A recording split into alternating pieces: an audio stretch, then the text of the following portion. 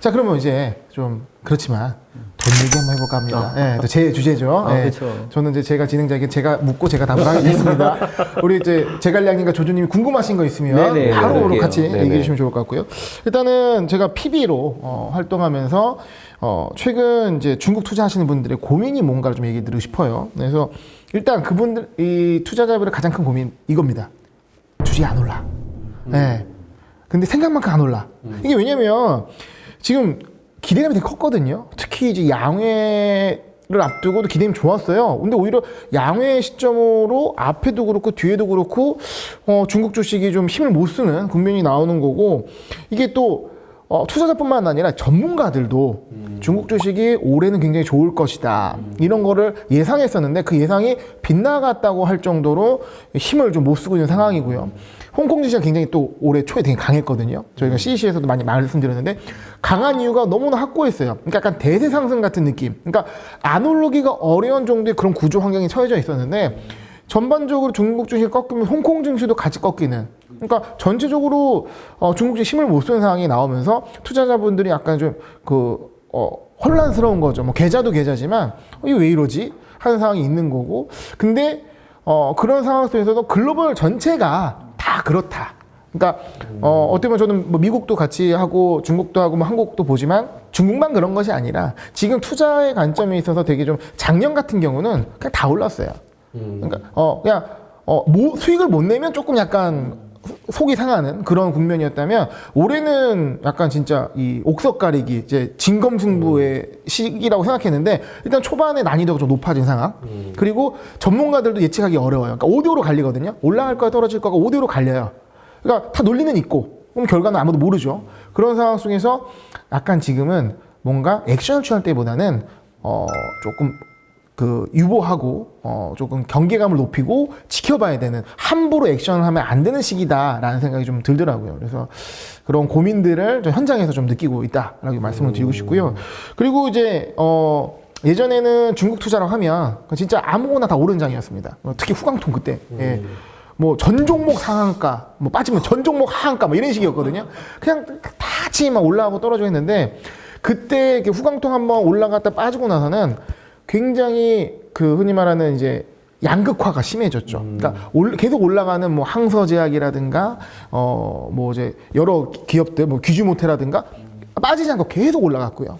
근데 뭐 이제 건설이라든가 뭐 은행이라든가 소외받는 종목들은 계속 빠지는 이런 그림이 나왔거든요. 그러면은 중국장이 잘 안 오르는 구간에서도 내가 정말 계속 가는 걸 갖고 있었다면 되게 좋았던 것이고, 아니면 그 반대의 상황이 있을 것이고, 그런데 지금은 이런 부분들이 좀 더 심화되고 있다. 그러면 종목 선택이 좀 더 중요해진 것이 아닐까. 어떤 인덱스에 투자하는 것보다는 내가 트렌드에 맞는 종목을 가져가는 것이 중요한 시기인 것 같다라는 걸 좀 현장에서 느끼는 걸 말씀을 드렸고요. 중국 주식 투자할 때 유의할 점, 요건 좀 말씀드리고 싶더라고요. 제가 이거는 뭐 CEC에서도 얘기 안 드렸던 부분이죠. 그래서 몇 가지 있는데 첫 번째는 그러니까 유의사항이자 요령입니다. 중국 주식 투자는 요령. 첫 번째는 일단 글로벌 투자의 개념은 그냥 뭐 2등주, 3등주 이게 아니라 1등주만 하자. 네.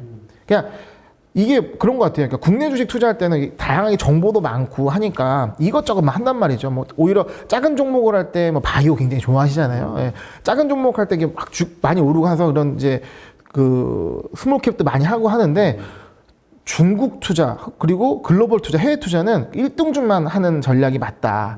그래서 왜냐면 내가 정보도 더 부충분하고 하기 때문에 1등주를 투자하면 좀 맘 편하게 어떤 시장 흔들림에 이겨낼 수 있는 1등을 가져가면 주가가 전체로 빠질 때는 같이 빠지더라도 회복의 가능성이 훨씬 높다는 거죠. 내가 뭐 2등주, 3등주 갖고 오게 되면 회복의 가능성을 장담할 수가 없는데 1등은 살아남을 거잖아요. 네, 그런 부분에 있어서 1등을 투자하자라는 걸 좀 말씀드리고 싶고, 두 번째는 분산, 그러니까 거래소 분산을 좀 말씀드리고 싶어요. 심천, 그리고 상해, 홍콩 이렇게 세 개로 분류되어 있는데 또 이게 각 거래소마다 특징도 다르고 통화도 다르거든요. 그러니까 뭐 상해는 국영제고 심천은 신경제고 뭐 홍콩은 또 홍콩 달러니까 달러와 연계돼 있고 이런 부분들이 있어서 이 분산을 하면 굉장히 좋은 분산 효과가 있을 수 있다라는 부분이 이제 투자 요령으로 말씀드리고 싶은 거고, 세 번째는 너무 차트만 보지 마시고, 뭐, 그리고 꿈만 보지 마시고, 재무제표를 꼭 확인할 필요가 있다. 그러니까 중국 투자자분들은 좀 많이, 좀 뭐랄까, 의심이 많잖아요. 그거 의심을 불식시키기 위해서는 숫자다. 네, 그래서 뭐 재무제표 뭐 어렵지 않습니다. HTS 보면은 뭐 기업 정보 해가지고 나와 있기 때문에 간단한 뭐 영업이익률이라든가 뭐 부채 비율이라든가 이런 거는 확인할 수 있거든요. 그런 부분을 꼭 점검하시면 좋을 것 같고요.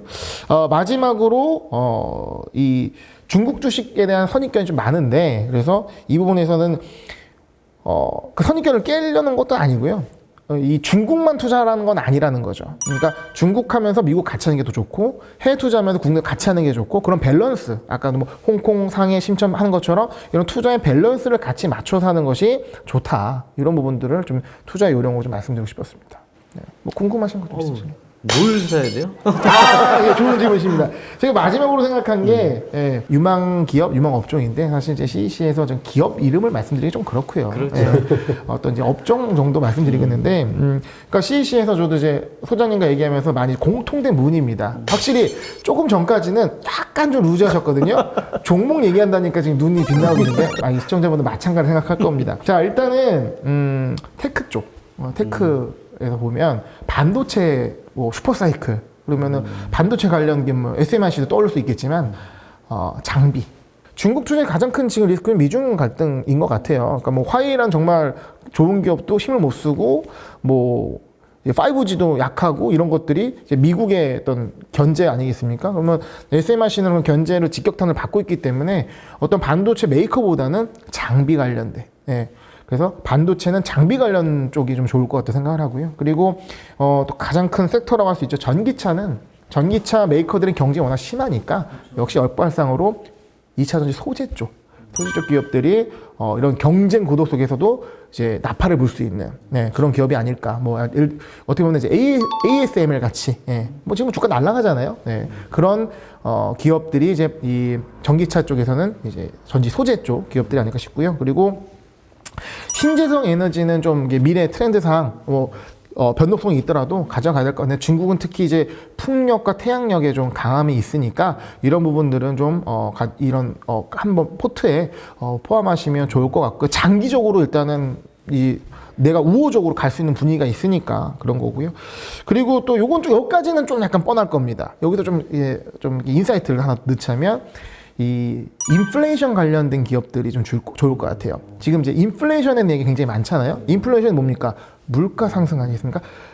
이 원재료의 가격이 올라가는 그림이라는 거죠. 그래서 뭐 목업, 광업 이런 기업들이 굉장히 많이 올랐어요, 최근에. 근데 이런 것들이 인플레이션이 진행될수록 계속 올라갈 거기 때문에 원재료를 다루는 기업, 원자재, 원재료를 다루는 기업들은 근데 그런 기업들이 약간 좀 가치주로서 주가 평가가 좀 안 됐었거든요. 특히 홍콩에 상장된 원재료를 다루는 기업들을 좀 찾아보시면 괜찮은 그림을 그릴 수 있지 않을까. 인플레이션 컨셉에 맞는 주식 종목들을 찾는 것도 좋을 것 같고요. 마지막으로는 제가 이제 상해에 이제 연수를 갔을 때 현장에서 느꼈던 부분인데요. 오토, 그러니까 서비스업 중에서 어떤 치열한 경쟁을 끝내고 과점과 거의 독점의 우위를 점령한 기업들이 있거든요. 그러면 그러니까 중국의 서비스업 시장에서 그 분야에서 과점을 형성한, 뭐 예를 들면 뭐 온라인 교육도 있을 거고요. 아니면 배달 대행 쪽도 있을 것이고요. 뭐 이 티켓 예약도 있을 것이고, 이런 서비스업 쪽에서 이제 경쟁을 물리치고 과점을 했다면, 그 전까지는 좀 치열해서 수익을 못 냈다 하더라도 과점 상황에서 수익을 좀 원활히 낼 수 있는 구조가 되기 때문에 그런 게 해당되는 기업들도 같이 좀 눈여겨보시면 좋지 않을까 한번 생각을 해봅니다. 자, 이렇게 제 파트까지 얘기를 했고요. 오늘 또 차이나 톡쇼 얘기를 해봤는데,